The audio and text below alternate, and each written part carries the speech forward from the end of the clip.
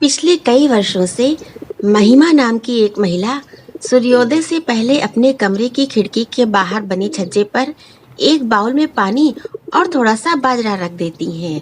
अपना काम करती हुई महिमा खिड़की के पारदर्शी कांच से सब कुछ देखा करती हैं। जब कबूतर उस पानी के बाउल में बैठकर पंख फड़फड़ाते, पानी पीते और गुटुरगू करते हुए दाना चुगते, तो महिमा को बहुत अच्छा लगता है। इधर कुछ दिनों से महिमा नोटिस कर रही थी कि एक कबूतर का जोड़ा दूसरे कबूतरों को ना ही छज्जे पर बैठने दे रहा है और ना ही दाना चुगने दे रहा है। यदि कोई कबूतर जबरदस्ती पानी पीने या दाना चुगने का साहस करता भी है, तो उस जोड़ी का एक कबूतर उसे चोंच मार मार कर वहां से भगा देता है। एक बार वही कबूतर जोड़ा घोंसला बनाने के लिए महिमा के कमरे में लगे एसी के पीछे तिनके जमा करने लगा। दुर्भाग्यवश एक दिन जोड़े का एक कबूतर कमरे में चलते पंखे से टकरा गया। रुई के फाहों की तरह उसके छोटे बड़े पंख पूरे कमरे में बिखर गए और कबूतर फड़फड़ा कर एक कोने में गिर पड़ा। शुक्र है उसकी जान सही सलामत रही। एक हफ्ते तक वह कबूतर कमरे के अंदर ही रहा। महिमा उसके लिए कमरे के कोने में ही दाना पानी रख देती थी। जितने दिनों तक वह कबूतर कमरे के अंदर रहा, उतने दिनों तक उसका साथी कबूतर खिड़की पर बैठकर गुटुर गू करता, तो कभी वह भी कमरे के अंदर आकर अपने साथी के पास बैठ जाता। यह सब देखकर महिमा बहुत रोमांचित होती।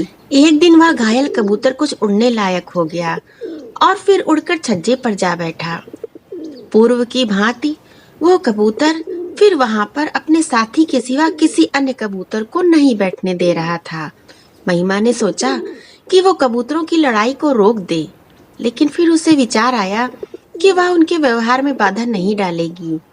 महिमा देख रही थी कि वो घायल कबूतर पंख कटने के बाद कुछ कमजोर पड़ने लगा था, क्योंकि आजकल एक नौजवान कबूतर उसे बुरी तरह चोंच मारकर परास्त करने लगा था।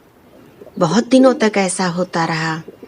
एक सुबह बाजरा डालने के बाद महिमा ने देखा कि काफी देर हो जाने के बाद भी वो पुराना कबूतर का जोड़ा दाना चुगने नहीं आया है, जबकि हमेशा दाना डालने पर वो जोड़ा तुरंत आकर दाना चुगने लगता था। महिमा ने खिड़की के बाहर झांका तो पास वाली खिड़की पर वो कबूतर का जोड़ा गुमसुम बैठा दिखाई दिया। महिमा ने हाथ में थोड़ा सा पानी लेकर उस जोड़े की तरफ फेंका तो एक कबूतर तो पानी पड़ते ही उड़ गया, लेकिन दूसरा कबूतर जो घायल हो चुका था वो वहीं बैठा रहा।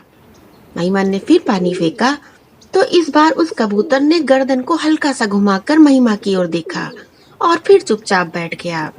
महिमा ने खिड़की बंद कर ली। तभी छज्जे पर नौजवान कबूतर दाना चुगने आ गया।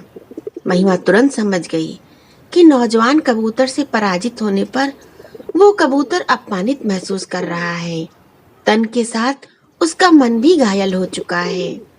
शाम को महिमा ने देखा कि वो पुराना कबूतर छज्जे पर रखे पानी के बाउल के अंदर बैठा है। महिमा को लगा शायद गर्मी से निजात पाने के लिए पानी में बैठा है। महिमा ने धीरे से खिड़की बंद कर ली। अगली सुबह महिमा ताजा दाना पानी लेकर आई और खिड़की खोली तो बाहर का दृश्य देखकर दंग रह गई। वो कबूतर अभी तक पानी के बाउल में बैठा था। उसकी आंखें बंद थीं। बाउल के किनारे पर ही उसका साथी कबूतर बैठा था। वो कबूतर बैठा बैठा ऊँघ रहा था, जबकि पानी के अंदर वाला कबूतर बिल्कुल शांत बैठा था। महिमा ने और भी ध्यान से देखा तो पाया कि पानी के अंदर वाले कबूतर के शरीर में कोई हलचल नहीं हो रही है, अर्थात वो मर चुका है। महिमा का कलेजा धक से रह गया। वो कुछ पल खिड़की के पास खड़ी रही। वो देख रही थी दूसरे कबूतर आते और उस पानी के बाउल की कगार पर बैठकर बाउल के भीतर मृत पड़े कबूतर को टुकुर टुकुर देखते और फिर उड़ जाते। रोज सुबह पानी पीने आने वाले कबूतरों ने आज पानी के बाउल में एक चोंच भी नहीं डुबोई थी। करीब 15 मिनट तक महिमा खिड़की पर खड़ी रही। कबूतर उड़कर आते, उस मृत कबूतर के चारों ओर बैठते और फिर उड़ जाते, लेकिन उस कबूतर का साथी कबूतर लगातार पानी के बाउल की कगार पर बैठा रहा। ऐसा लग रहा था वह भी बेहोश हो जाएगा, क्योंकि शायद वो सारी रात इसी तरह बैठा रहा था। महिमा की समझ में नहीं आ रहा था कि वो क्या करे, क्योंकि जो कबूतर मर गया है वो तो मर गया है, लेकिन साथी कबूतर भी साथ में परेशान हो रहा है। महिमा ने पानी के बाउल की तरफ हाथ बढ़ाया तो किनारे पर बैठे साथी कबूतर सहित सभी कबूतर उड़ गए। फिर महिमा ने धीरे से बाउल का सारा पानी सड़क पर गिरा दिया और मृत कबूतर के शरीर को बाउल सहित एक पॉलीथीन में डालकर कसकर गांठ लगा दी। महिमा ने देखा कि सड़क पर झाड़ू लगाने वाला कर्मचारी कूड़े को अपनी कूड़ा गाड़ी में भर रहा है।